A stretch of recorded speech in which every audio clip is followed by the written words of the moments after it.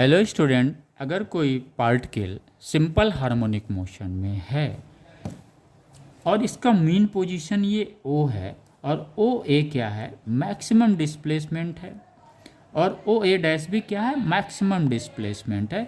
यानी ये पार्टिकल उस मीन पोजीशंस के टू एंड फ्रो मोशंस कर रही है, राइट। अगर हम यहाँ मीन पोजीशंस पे देखते हैं तो वो जो पार्टिकल एसएचएम में है उसकी वेलोसिटी क्या होती है, मैक्सिमम होती है, राइट। लेकिन उसका जो एक्सेलरेशन होता है वो जीरो होता है, राइट।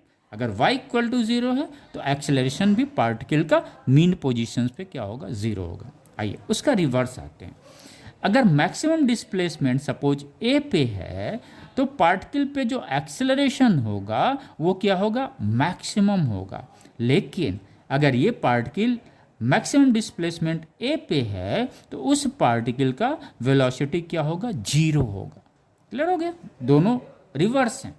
आइए अगर हम समझें कि y इक्वल टू जीरो पे यानी मीन पोजीशंस पे पार्टिकल का एक्सेलरेशन जीरो क्यों है, आइए हम बेसिक से चलते हैं। एक्सेलरेशंस के basic Newton second law of motion F equal to ma पे चलते हैं हम लोग, तब यहाँ से सेकेंड हमें लॉजिक्स मिल जाएगा। ओके, मीन पोजीशंस का मतलब हुआ वो पार्टिकल इस पोजीशंस पे किस में है, इक्विलिब्रियम में है, राइट। किस में है, इक्विलिब्रियम में है।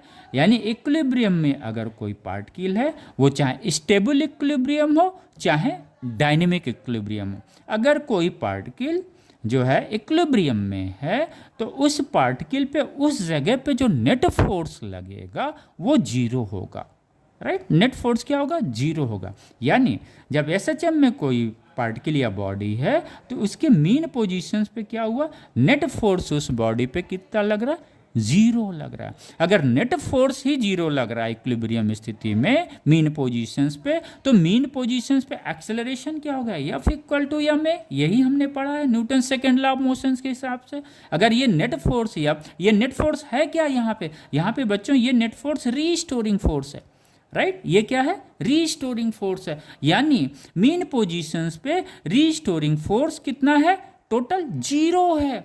यानी अगर ये जीरो है तो एक्सेलरेशन भी क्या होगा, जीरो हो गया, A इक्वल टू जीरो। यानी हमने दो तरीके से मीन पोजीशंस पे एक्सेलरेशन को जीरो होते हुए समझा है। पहला एक डिस्प्लेसमेंट पे, इसके इक्वेशन से ओमेगा स्क्वायर वाई से, और दूसरा ये इक्विलिब्रियम से।